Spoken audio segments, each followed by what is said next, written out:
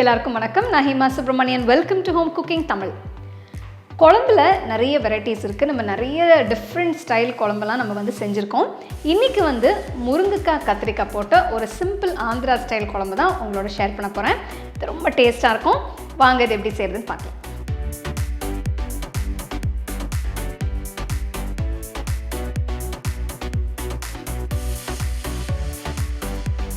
இந்த ரெசிபி பண்ணுறதுக்கு கடாயில் 1.5 டேபிள் ஸ்பூன் எண்ணெயை ஊற்றுங்க.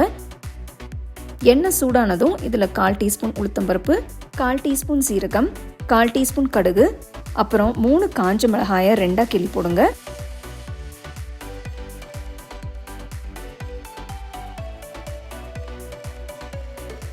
கடுகு பொரிய ஆரம்பித்ததும் நறுக்கின ஒரு சின்ன துண்டு இஞ்சி, 8 பல்லு நறுக்கின பூண்டு, நெக்ஸ்ட் 1/2 டீஸ்பூன் பெருங்காயத்தூள் சேர்த்து கலந்து விடுங்க.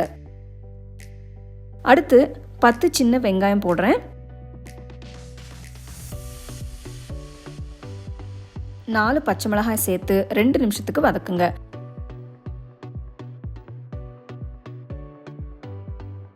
அப்புறம் கொஞ்சமா கருவேப்பிலையும் போடணும்.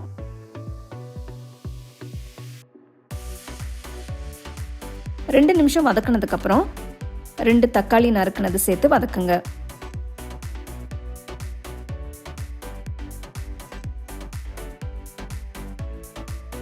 அடுத்து 2 முருங்கைக்காயை சின்ன சின்ன பீசஸாக கட் பண்ணது சேர்த்து வதக்குங்க.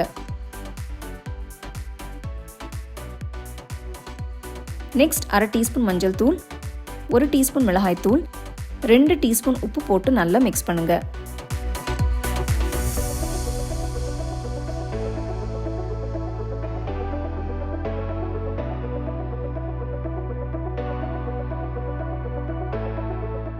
நான் இன்னைக்கு கத்திரிக்காயை நல்லா க்ளீன் பண்ணிட்டு தலையை கட் பண்ணாமல் முழுசாக போட போகிறேன். கத்திரிக்காயை தண்ணியில் போட்டு வச்சிங்கன்னா கலர் சேஞ்ச் ஆகாமல் அப்படியே இருக்கும்.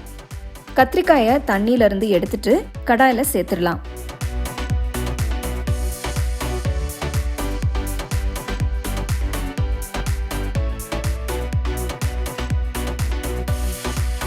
நல்லா மிக்ஸ் பண்ணுங்க.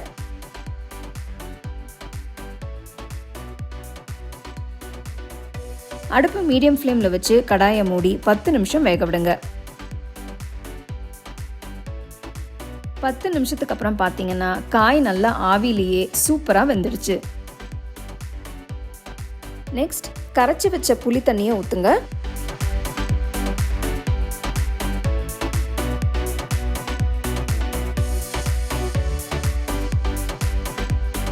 மூடி வச்சு ஒரு 10 நிமிஷத்துக்கு புளியோட பச்சை வாசனை போகிற வரைக்கும் வேக விடுங்க.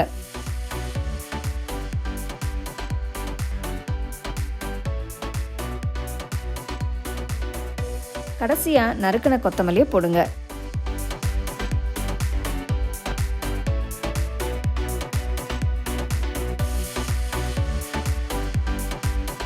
பார்த்தீங்க இல்லையா, முருங்கைக்காய் கத்திரிக்காய் குழம்பு அவ்வளோ சூப்பராக இருக்குது. நல்ல சூடான சாதத்தில் அந்த குழம்பு வச்சு கொஞ்சம் நெய் விட்டு சாப்பிட்டிங்கன்னா பிரமாதமாக இருக்கும். கண்டிப்பாக ட்ரை பண்ணி ரசித்து சாப்பிடுங்க.